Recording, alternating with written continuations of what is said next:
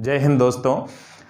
आज इस अनुपात के वीडियो में हम बहुत ही बेहतरीन चीज़ें सीखने वाले हैं, बहुत ही बेहतर ढंग से, जिसमें जैसे दो संख्याओं का कोई अनुपात है प्रारंभिक और उसमें प्रत्येक संख्या में कुछ ना कुछ परिवर्तन किया जाए, जोड़ दिया जाए, घटा दिया जाए तो नया अनुपात कहीं ना कहीं बदलेगा।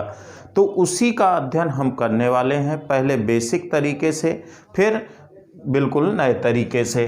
तो यहाँ पर देखिए क्या लिखा है, दो संख्याओं का अनुपात 3:4 है। पहली संख्या में 22 जोड़ दिया जाए तो संख्याओं का अनुपात 5:4 हो जाता है। बताइए पहली संख्या का मान क्या होगा। तो देखें जरा, 3:4 पहला प्राथमिक अनुपात था, तो ये 3x हो गया और ये 4x हो गया। क्लियर है बात। अब इसमें क्या कह रहा है, पहली संख्या में 22 जोड़ दिया जाए, पहली संख्या में 22 जोड़ दिया जाए तो हम अनुपात को ऐसे भी लिख सकते हैं। ये संख्याएं हो गई आपकी, इसमें 22 जोड़ दिया जाए तो अनुपात कितना हो जाता है, नया वाला 5:4, तो 5/4 यह लिखा जा सकता है। क्योंकि ये प्रारंभिक संख्याएं मिल गई, एक में 22 जुड़ा तो ये 5 भाग बना, दूसरा वाला 4 का 4 रहेगा। इसको मल्टीप्लाई करेंगे तो कितना प्राप्त हो जाएगा, 3 चौको 12x प्लस कितना हुआ, 22 चौको 88 हो गया, बराबर 5 चौको 20x आ गया।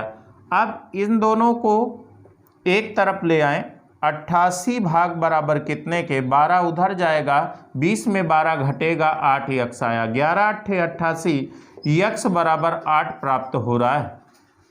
पहली संख्या का मान क्या होगा, पहली संख्या का मान क्या होगा, पहली संख्या आपकी, नया मान नहीं पूछा है तो प्रारंभिक मान क्या होगा, तो 3 भाग है तो 3 भाग बराबर पहली संख्या कितनी हो जाएगी, 3x, 3 × 8 बराबर 24।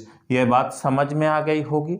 लेकिन अधिकतर ये चीज़ ध्यान दीजिए, जब भी ऐसे सवाल आते हैं कहीं ना कहीं व्यवहारिकता लागू हो सकती है। व्यवहारिकता लागू हो सकती है तो व्यवहारिकता लागू कैसे होगी, देखें हम सवाल को पहली कंडीशन और दूसरी कंडीशन लिख लेते हैं। 3:4 के अनुपात में था और ये 5:4 के अनुपात में था। क्लियर हो गई बात। क्या कह रहा है, पहली संख्या में 22 जोड़ दिया जाए तो संख्याओं का अनुपात 5:4 हो जाता है। बताइए पहली संख्या का मान क्या होगा। 22 जोड़ दिया जाए तो संख्याओं का अनुपात 5:4 हो जाता है। पहली संख्या का मान क्या होगा, यहाँ पर 5 और 4 हो गया। ये बताइए किस में जोड़ा गया, पहली संख्या में जोड़ा गया। तो पहली संख्या आपकी जो है वो परिवर्तित हो जाएगी, दूसरी में कुछ नहीं किया गया तो दोनों जगह सेम दिखनी चाहिए कि नहीं दिखनी चाहिए, दिख रही है। अर्थात यह सवाल बिल्कुल व्यवहारिक तरीके से किया जा सकता है। ये बताइए इसमें कितना भाग की वृद्धि हुई, 2 भाग की। यही 2 भाग बराबर 2x बराबर कितना हो जाएगा, 22। तो 1 भाग बराबर कितना हुआ, 11 हो गया। यहाँ पर 1 भाग बराबर 11 आएगा और ये 33 हो जाएगा। थोड़ा सा गलत हो गया था, सही कर लेंगे। तो 11 हो गया तो पहली संख्या कितनी हो जाएगी, 33 हो जाएगी। यही ये देखिए, जब भी हमारा व्यवहारिकता नहीं लगेगी तो बिल्कुल बेसिक तरीका भी आपके साथ है, लेकिन इस तरीके को भी हम छोड़ने वाले हैं भविष्य में। क्रॉस प्रोडक्ट मेथड पे आएंगे, उस पर क्या करेंगे, बने रहिए अंत तक वीडियो में, तब सिखाएंगे हम आपको। क्वेश्चन नंबर 2, दूध तथा पानी के मिश्रण में दूध और पानी का अनुपात 3:4 है। यदि 20 लीटर दूध और मिला दिया जाए तो दूध और पानी का अनुपात 5:4 हो जाएगा। तो मिश्रण की प्रारंभिक मात्रा ज्ञात कीजिए। क्या मिलाया गया है, दूध मिलाया गया है। इसका मतलब दूध तो परिवर्तित हो जाएगा लेकिन पानी स्थिर रहेगा। तो ध्यान से देखें, व्यवहारिकता लग रही है क्या, 3 और 4 था, फिर क्या हो जाता है 5 और 4। ये मिल्क है और ये वाटर है। वाटर नहीं मिलाया गया तो वाटर दोनों जगह समान दिख रहा है। जब समान दिख रहा है तो इसका मतलब ये व्यवहारिक रूप में है। तो कितना भाग बढ़ा, 2 भाग बढ़ा है, +2 हो रहा है तो +2 हो रहा है। इस 2 की मात्रा कितने की बराबर हो गई, 20 लीटर के बराबर हो गई। अब 20 लीटर जब हो गया तो x बराबर 10 लीटर आ गया। ये बताइए क्या पूछा गया है, मिश्रण की प्रारंभिक मात्रा ज्ञात कीजिए। तो मिश्रण की प्रारंभिक मात्रा, दूध 3 भाग, ये 4 भाग, तो 3, तो कुल मात्रा कितनी हो जाएगी प्रारंभिक मिश्रण की कुल मात्रा। प्रारंभिक मिश्रण कितना होगा, प्रारंभिक मिश्रण होगा 3 + 4 7 हो गया ना, 7 × 10 लीटर अर्थात 70 लीटर आपका प्रारंभिक मिश्रण था। इसका मतलब है यहाँ पर कलम उठाने की ज़रूरत नहीं थी। 3 और 4 हो गया, 5 और 4 जो स्थिर है वो क्या है, पानी। पानी स्थिर दिख रहा है, इसका मतलब है हमें कुछ नहीं करना। 3 वाली चीज़ 5 हो गई, 2 भाग, 2 भाग बराबर 20 लीटर के, 1 भाग बराबर 10 लीटर के, 1 भाग बराबर 10, तो प्रारंभिक मिश्रण 7 भाग, 3 4 7 7 10 7 70। इस प्रकार आपका पूरा उत्तर आया 70 के बराबर। दो संख्याओं का अनुपात 3:4 है। प्रत्येक संख्या में 20 जोड़ दिया जाए तो संख्याओं का अनुपात 5:6 हो जाता है। बताइए प्रत्येक संख्या का अलग अलग मान क्या होगा। अभी तक पिछले सवाल में हम यह पढ़ रहे थे कि एक ही संख्या में परिवर्तन हो रहा था, लेकिन अब प्रत्येक संख्या में आपने परिवर्तन किया है, तो यहाँ पर व्यवहारिकता की पकड़ कैसे देखेंगे, समझिए जरा। क्या है, 3:4 है और 5:6 है। तो जब यहाँ पर देखा जाए प्रत्येक संख्या में 20 जोड़ा जाता है, तो ये 2 भाग बढ़ा और ये भी 2 भाग बढ़ा। इसका मतलब है प्रत्येक संख्या में 2 भाग जुड़ जाता है। ये 2 भाग बराबर कितने के, 2 यक्ष बराबर आपका हो जाएगा 20 के, तो 1 भाग बराबर 10 के। प्रत्येक संख्या का अलग अलग मान, तो प्रारंभिक मान ही पूछा गया है क्योंकि ये हो जाता है, कल्पना की गई है। तो पहली संख्या कितनी होगी, 30 होगी, ये आपका आंसर आ गया। और दूसरी संख्या जो होगी वो 40 होगी। यही दोनों आपके आंसर हो जाएंगे। बात समझ में आ गई होगी, ठीक। इस बात को ध्यान रखेंगे कि हमें व्यवहारिकता का प्रयोग कैसे पकड़ना है।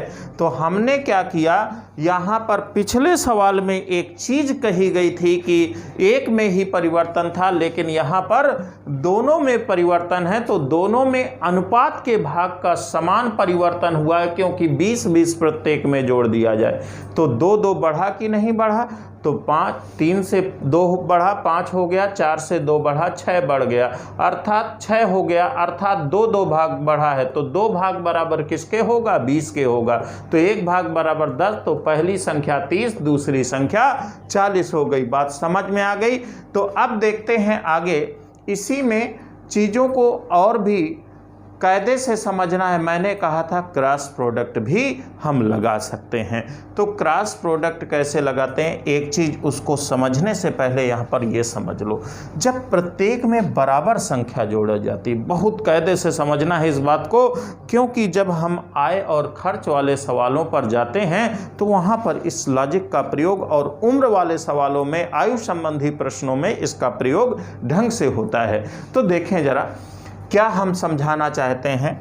जैसे आपका यह अनुपात 3 और 4 के अनुपात में था, फिर 5 और 6 हो जाता है, प्रत्येक में 20-20 जुड़ रहा है। तो हम कोई संख्या ज्यूम करें अपने अनुसार, ये 15 है और यहाँ पर 20 है, तो ये 3 हो गया, ये 4 हो गया, अनुपात प्राप्त हो गया। अब इसी में हम यदि आगे कर दें, क्या जोड़ लें, 25 कर देते हैं, ठीक, और इसको क्या कर दें, 30 कर दें, तो ये 5 हो जाएगा और ये 6 हो जाएगा। क्लियर है बात। 3:4, तो ये बताओ यहाँ पर अंतर कितना है, कितना अंतर है, इसमें आप कितना जोड़ रहे हो, 15, 10 जुड़ा ना, इसमें भी 10 जुड़ा। यदि प्रत्येक संख्या में 10 जुड़ा, जैसे 30, ऐसे ही समझ लें 30 और 20 अंतर 10 है ना। अब इसमें भी 10 जोड़ दो तो ये 40 हो गया, इसमें भी 10 जोड़ दो ये 30 हो गया, तब भी अंतर 10 ही आएगा ना। यदि प्रत्येक संख्या में समान संख्या को घटाया जाए या जोड़ा जाए दोनों संख्याओं में से, तो आपकी वो जो दोनों संख्याएं होती हैं उनका अंतर हमेशा बराबर रहेगा। तो हम यहाँ से भी बराबर कर सकते थे कि इनका अंतर तो बराबर रहना है, तो अंतर बराबर रहना, जो बराबर रहना होता है उसका इंटरचेंज गुणा। एक अंतर, इसका मतलब बराबर है, तो 2 2 आ गया, 2 भाग बराबर 20 के। क्लियर हो गई बात। 3 संख्याओं का अनुपात 4:5:6 है। यदि प्रत्येक संख्या में 36 जोड़ दिया जाए तो यह अनुपात 6:7:8 हो जाएगा। प्रत्येक संख्या में बराबर संख्या जोड़ी गई है ना, तो ये देखो प्रत्येक में बराबर बढ़ता हुआ दिख रहा है क्या? 6, 4 2 6, 5 2 7 6, यानी कि 2 2 भाग प्रत्येक बढ़ रहा है। तो 2 भाग बराबर कितना हो जाएगा? सीधे सीधे करेंगे। ये कितना? 4 5 लिखने की जरूरत नहीं है। 2 भाग बराबर कितने के आ गया? 36 के। तो 1 भाग बराबर 18 के। तो योगफल कितना हो जाएगा? 5 4 9 9 6 15। योग कितना होगा तीनों का? तो योग उत्तर जो निकालना है वो आपका योग है। तो योग कितना? 5 4 9 9 6 15। तो 1 भाग की वैल्यू 18 आई है, इसका मतलब है 15 गुणे 18 कितना हो जाएगा? 15 गुणे 18। यहाँ पर यदि एक चीज़ ध्यान दें, 15 इसको 2 दे दें तो 30 हो गया। ये 9 बचेगा, 9 27 270 ऐसे भी लिख सकते हो। बाकी पहाड़ा आता है तो आप अपने आप से भी लिख सकते हो डायरेक्ट। हमें तो आ रहा था 270, लेकिन कैलकुलेशन समझाना था।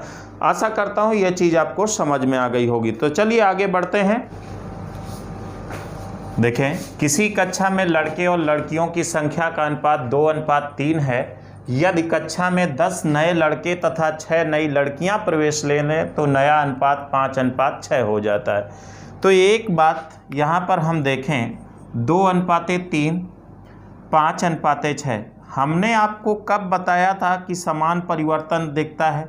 जब समान परिवर्तन हो रहा हो। दिख तो रहा है कि 3 3 बढ़ रहा है, लेकिन यहाँ समान परिवर्तन कहाँ पर हो रहा है? ये प्रॉब्लम है आपके सामने। तो अब करेंगे तो क्या करेंगे, इस बात को समझें जरा, कैसे क्या करना है। तो 2:3, 5:6, इसकी यदि बात आपसे की जा रही है तो यहाँ पर आपका डायरेक्ट व्यवहार नहीं लग पा रहा है। तो व्यवहार नहीं लग पा रहा है तो बेसिक मेथड का प्रयोग किया जाए। बेसिक मेथड का प्रयोग करने के लिए हम देखते हैं बेसिक मेथड। तो बेसिक मेथड क्या कहती है? 2x/3x। यह कितना हो जाएगा? प्लस 10 नए लड़के आ गए और 6 नई लड़कियां आ गई। तो टोटल कितना? इसका अनुपात नया वाला 5/6 हो जाता है। जब ये 5/6 हो गया, इसका क्रॉस प्रोडक्ट कर दो। अभी ये क्रॉस प्रोडक्ट मेथड नहीं बता रहा हूँ, अभी मैं बताऊँगा। मैंने कहा था ना अंत तक बने रहिएगा, तो आप देखेंगे कि इसमें सारी चीज़ें क्रॉस प्रोडक्ट से कैसे करेंगे। लेकिन ये चीज़ आपकी अभी बेसिक है, इसी बेसिक को ही हम क्रॉस प्रोडक्ट में ढालेंगे। 6 दूनी 12x प्लस 60 हो गया। ये कितना हो गया? 15x हो गया प्लस 6 पंचे 30 हो गया। क्लियर हो गई बात। अब यहाँ पर ये इधर ले आएंगे, 12x को उधर ले जाओ, ये 30, तो 60 में 30 घटेगा बराबर 15x में से 12x घटेगा, तो ये 3x बराबर 30 हो गया। तो x बराबर 10 प्राप्त हुआ कि नहीं प्राप्त हुआ? कक्षा में कितने विद्यार्थी थे? तो प्रारंभिक अवस्था में जो भी आपका अनुपात x किसके लिए? इसके लिए माने पहले वाले के लिए। तो x पहले वाले के लिए माने हैं, तो कुल विद्यार्थी कितने हो जाएंगे कक्षा में? कुल विद्यार्थी देखिए, 3 2 5, 2 + 3 × 10 अर्थात 50 विद्यार्थी थे प्रारंभ में। यही आपका आंसर है। देखिए, इसी में देखते हैं क्रॉस प्रोडक्ट मेथड। जब व्यवहारिकता नहीं लगती है तो या तो बेसिक लगाइए या तो क्रॉस प्रोडक्ट मेथड लगाइए। क्रॉस प्रोडक्ट मेथड आपका क्या है? 2 3 है, ये 5 और 6। प्रारंभिक अनुपात कितना था ये, और नया अनुपात कितना हो गया, ये लिख लिए। ये कैसे परिवर्तन हुआ? 10 नए लड़के आ जाएं तो बढ़ रहा है, तो 10 प्लस का लिख दीजिए। 6 नई लड़कियां तो प्लस 6 लिख दीजिए। लिख दिए। अब देखो, इन दोनों का क्रॉस प्रोडक्ट कर लो पहले। इन दोनों का क्रॉस प्रोडक्ट जो ऊपर है उसी के लिए एक पार्ट की वैल्यू आएगी। तो पहले 6 दूनी 12, इन दोनों का क्रॉस प्रोडक्ट 6 दूनी 12, 5 3 15, जो अंतर आएगा वो लेना है। 6 दूनी 12, 5 तिहाई 15, 15 और 12 का अंतर कितना हुआ? 15 और 12 का अंतर 3 हो गया। तो 3x आप लिख लेंगे इसको, 3x बराबर। अब देखो अब क्या करना है,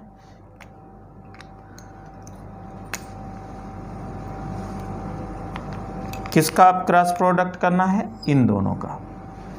अब इनका कर दीजिए, दोनों में चिन्ह सेम है। 6 पंचे 30 हो गया, 10 छंका 60 हो गया। 60 और 30 का अंतर कितना हो जाएगा? 60 और 30 का अंतर 30 आ गया।